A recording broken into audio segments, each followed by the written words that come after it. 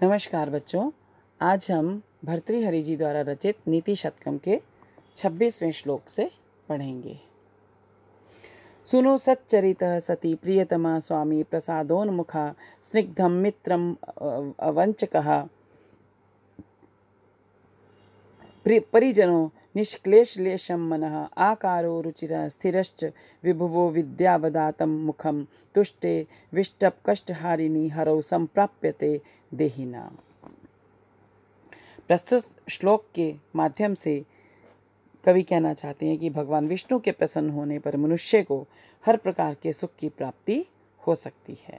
नीतिकार कहते हैं कि विष्टप कष्टहारिणी, विष्टप संसार के कष्टहारिणी दुखों को दूर करने वाले हरो भगवान विष्णु के तुष्टे प्रसन्न हो जाने पर देही नाम शरीर को धारण करने वाले मनुष्य को चरिता सुनु सती प्रियतमा, धारण करने वाले मनुष्य को सदाचार पुत्र, सुनु पुत्र, चरिता चरित्रवान, अच्छे चरित्र वाला पुत्र, प्रसाद उन्मुखा, शीघ्र ही प्रसन्न होने वाली उसकी सुनु सती प्रियतमा, पतिव्रता, पातिव्रत्य धर्म का पालन करने वाली पत्नी, और प्रसाद उन्मुख है स्वामी, शीघ्र ही प्रसन्न होने वाला स्वामी, स्निग्धम मित्र, स्नेह करने वाला, प्रेम करने वाला मित्र, अवंचकम वंचकः परिजनः, न ठगने वाला, वंचक कहते हैं ठगने को, अवंचक अर्थात न ठगने वाला, परिजन सेवक अर्थात नौकर, निष्क्लेशम मना, क्लेश से रहित मन, रुचिरः आकारा, सुंदर आकृति, स्थिर विभुव, हमेशा रहने वाली सुख समृद्धि, विद्यावदातम, विद्या से सुशोभित, मुखम च संप्राप्यते, उसको मुख की प्राप्ति होती है। अर्थात संसार के दुखों को दूर करने वाले भगवान विष्णु के प्रसन्न हो जाने पर, अगर भगवान विष्णु प्रसन्न हो गए तो शरीर धारण करने वाले मनुष्य को सदाचार पुत्र की प्राप्ति होती है, पातिव्रत्य धर्म का पालन करने वाली पत्नी मिलती है, शीघ्र ही प्रसन्न होने वाला स्वामी मिलता है, प्रेम करने वाला मित्र मिलता है, न ठगने वाला नौकर मिलता है, क्लेश से रहित मन हो जाता है उसका, सुंदर आकृति होती है, हमेशा रहने वाले सुख समृद्धि तथा विद्या से सुशोभित मुख प्राप्त होता है। भगवान की कृपा के बिना किसी भी मनुष्य को सुख समृद्धि की प्राप्ति नहीं हो सकती है। इसलिए सदाचारवान पुत्र, पतिव्रता पत्नी, प्रिय मित्र, उत्तम स्वामी, क्लेश रहित मन आदि की प्राप्ति के लिए मनुष्य को भगवान की आराधना करनी चाहिए, क्योंकि उनके प्रसन्न होने पर ही संसार के सभी सुख प्राप्त हो सकते हैं। प्राणाघाता निवृत्ति परधन हरणे संयम सत्यम वाक्यम काले शक्त्या प्रदानम युवती जन कथा मूक भावय परेशाम तृष्णा स्त्रोतो विभंगो गुरुषु च विनय सर्वभूतानुकंपा सामान्य सर्वशास्त्रेषु अनुपहत विधि श्रेय सामेश पंथा। प्रस्तुत श्लोक के माध्यम से नीतिकार जी ने कहा है कि समाज में रहते हुए मनुष्य के लिए सभी ग्रंथों में कुछ ऐसे नियम बताए गए हैं जिनका पालन करने से उनका कल्याण सुनिश्चित है, हमेशा ही उनका कल्याण होता है।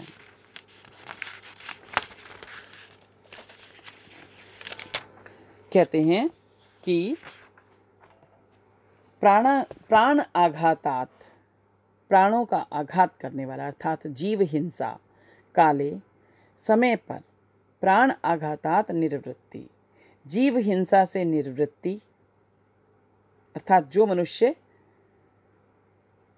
समाज में रहते हुए मनुष्य के लिए सभी ग्रंथों में कुछ ऐसे नियम बताए गए हैं कि जिनका पालन करने से उनका कल्याण सुनिश्चित होता है। कौन कौन से नियम?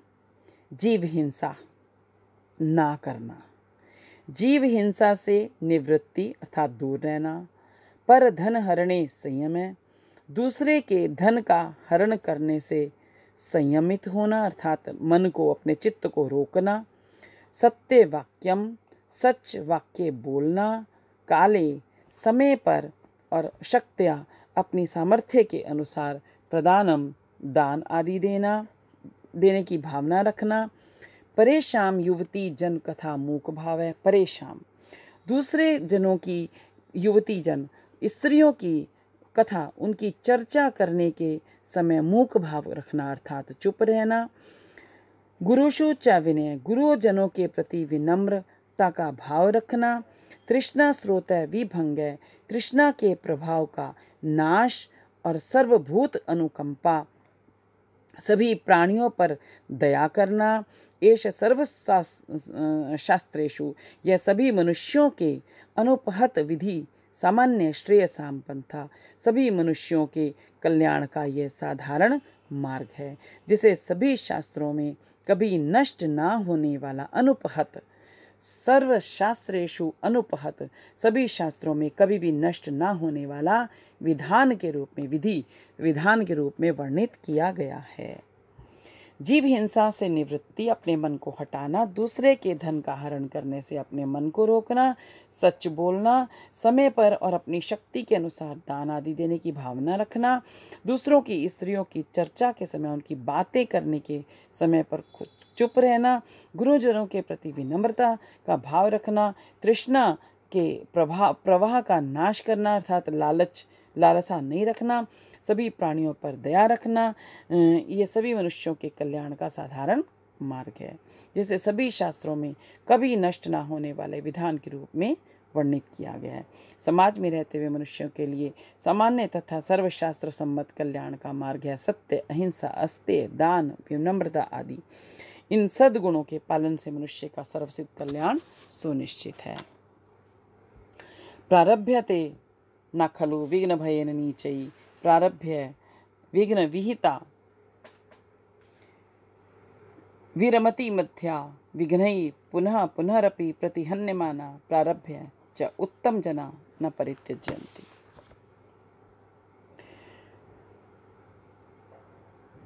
कार्य करने की भावना के आधार पर नीतिकार ने मनुष्य के 3 प्रकार बताए हैं, उत्तम, मध्यम और अधम अर्थात नीच। कार्य के प्रति इन तीनों की रुचि का वर्णन करते हुए नीतिकार ने कहा है कि नीच लोग विघ्न भयेन, विघ्नों के भय से न प्रारभ्यते खलु, किसी भी कार्य को आरंभ ही नहीं करते। मध्या और मध्यम कोटि के, मध्यम श्रेणी के लोग विघ्न विहिता, विघ्नों के भय से दुखी होकर विरमति, विराम ले लेते हैं अर्थात कार्य के बीच में ही रुक जाते हैं। और उत्तम जना, उत्तम श्रेणी के जो लोग हैं, उत्तम कोटि के जो लोग हैं, विघ्न ही पुनः पुनः, बाधाओं के बार बार प्रहार करने पर भी, उनके प्रति हन्ने माना प्रताड़ित होकर भी प्रारंभ किए गए कार्य को न परित्यजंती, नहीं छोड़ते हैं। नीच लोग विघ्नों के, बाधाओं के भय से किसी कार्य को आरंभ ही नहीं करते। मध्यम श्रेणी के लोग बाधाओं के भय से दुखी होकर कार्य को बीच में ही रुक जाते हैं। और उत्तम श्रेणी के लोग बार बार बाधाओं के आने पर उसके प्रहार से प्रताड़ित होकर, दुखी होकर भी आरंभ किए हुए कार्य को छोड़ते नहीं हैं। कार्य में प्रवृत्ति के आधार पर मनुष्य की 3 कोटियां होती हैं, नीच, मध्यम और उत्तम। इनमें से नीच कोटि के मनुष्य कार्य में कोई बीच में आने वाली बाधाओं के विषय में भयभीत होकर कार्य को आरंभ ही नहीं करते। मध्यम श्रेणी के लोग कार्य का आरंभ तो कर देते हैं, परंतु जब कार्य के बीच में बाधा आती है तो उस कार्य को अधूरा छोड़ देते हैं। इन दोनों से भिन्न उत्तम श्रेणी के लोग ऐसे धैर्यवान होते हैं कि बार बार विघ्नों से संघर्ष करते हुए भी आरंभ किए हुए कार्य को पूरा किए बिना नहीं रुकते, अर्थात उनको पूरा करके ही छोड़ते हैं। अर्थात वे हर प्रकार के कष्टों को सहन करते हुए कार्य को अवश्य ही पूरा करते हैं। असंतो न अभ्यर्थया सुहृदपि न याच्य कृशधन, प्रिया न्यायया वृत्तिम मलिनम, सुभंगो अपि सुकरम विपद्युच्चै स्थेयम, पदमनु विधेयम च महताम, सताम के नोद्दिष्टम विषम असीधाराव्रतम इदम।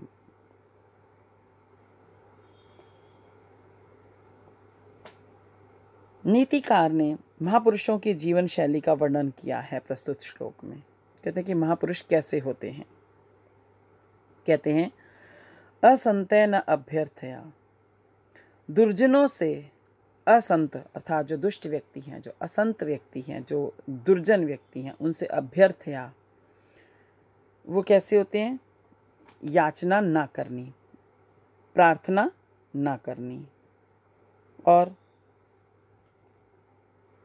कृष्ण धन है, जो बहुत कम धन वाले हैं, अल्प धन वाले, सुहृत हैं, परम मित्र से, परम प्रिय मित्र से भी अपि न याच्या, उससे ना मांगना। प्रिय न्याय च वृत्ति असुभंगे अपि मलिनम असुकरम। प्रिय और न्याय संगत आचरण करना, वृत्ति आचरण करना। असुभंगे प्राणों के नाश होने पर भी आसानी से असुकरम दुष्कर, मलिनम निंदनीय व्यवहार को ना करना। प्राणों का विनाश उपस्थित होने पर भी आसानी से निंदनीय कार्य को ना करना। विपदि उच्चैस्थियम, विपत्ति में भी ऊंचे बनकर रहना। महताम च पदम अनुविधेयम, महापुरुषों के मार्ग का अनुसरण करना। इदम विषम असि धाराव्रतम, यह तलवार की, असी कहते हैं तलवार को, यह तलवार की धार पर चलने के समान कठिन व्रत को सताम केन उद्दिष्टम, सज्जनों को किसने उपदिष्ट किया है? दुर्जनों से याचना ना करना और कम धन वालों से और प्रिय मित्र, परम प्रिय मित्र से भी ना मांगना। प्रिय और न्याय संगत आचरण करना। प्राणों का विनाश होने पर भी आसानी से निंदनीय कार्य ना करना। विपत्ति में भी ऊंचे बनकर रहना तथा महापुरुषों के मार्ग का अनुसरण करना। यह तलवार की धार के समान कठिन व्रत को किसने उपदिष्ट किया है, किसने उपदेश दिया है? सत्पुरुषों की जीवन शैली कठिन होती है। वे दुर्जनों से कभी याचना नहीं करते, निर्धन मित्र से भी कभी कुछ नहीं मांगते। उनका आचरण सबके लिए प्रिय और न्याय संगत होता है। प्राणों के संकट में पड़ने पर भी वे निंदनीय कार्य नहीं करते। विपत्ति के समय में भी वे अपना धैर्य नहीं खोते। वे सदा ही महापुरुषों के द्वारा बताए गए मार्ग पर चलते हैं। इनकी ऐसी जीवन शैली को देखकर नीतिकार ने कहा है कि सज्जनों का जीवन तलवार की धार पर चलने के समान कठिन होता है।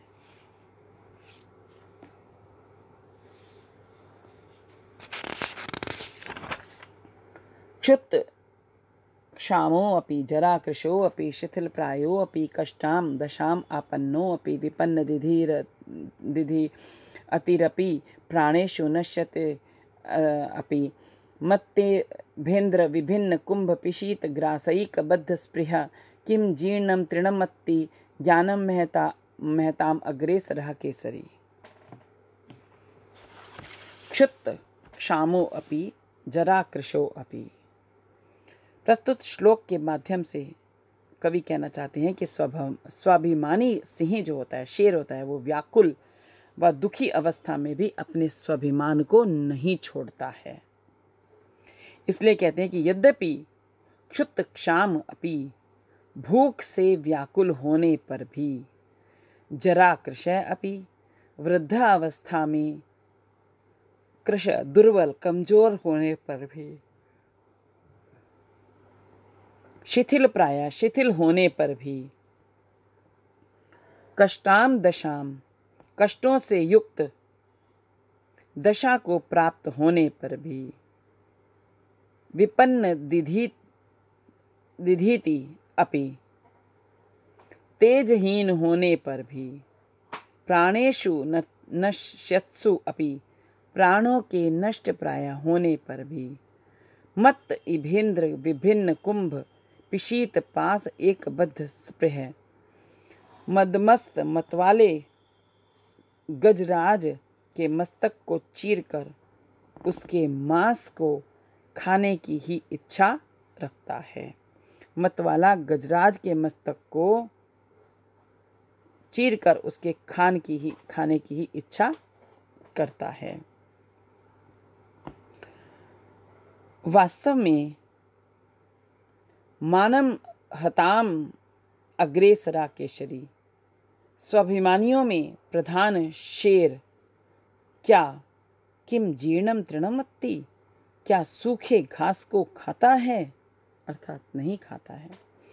यद्यपि शेर भूख से व्याकुल होने पर भी, वृद्धावस्था में दुर्बल होने पर भी, शिथिल कमजोर होने पर भी, कष्टों से युक्त दशा को प्राप्त होने पर भी,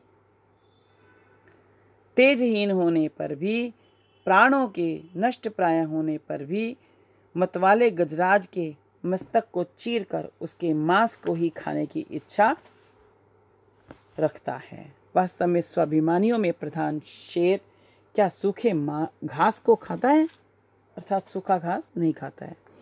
नीतिकार का कहना है कि जो स्वाभिमानी होते हैं वे अपने स्वाभिमान को नहीं छोड़ते हैं, चाहे उन पर कितनी ही विपत्ति आ जाए। जैसे वनराज सिंह वृद्धावस्था में आने पर भले ही वह दुर्बल हो जाए अथवा किसी कारण उसके अपने प्राण संकट में पड़ जाएं और उसकी दुर्दशा हो जाए, तो भी वह विशाल हाथी का शिकार करके उसके मांस खाने में ही रुचि रखता है। पेट भरने के लिए वो सूखी घास को नहीं खाता है, क्योंकि सूखी घास के खाने से उसकी वीरता नहीं रह जाती है। वो तो हिरण आदि खाते हैं, तो शेर नहीं खाता है। इसलिए वो जितना भी कमजोर हो जाए, दुर्बल हो जाए, बूढ़ा हो जाए, कैसी भी उसकी स्थिति आ जाए, कितना भी बड़ा संकट आ जाए, लेकिन वो घास को नहीं खाता है।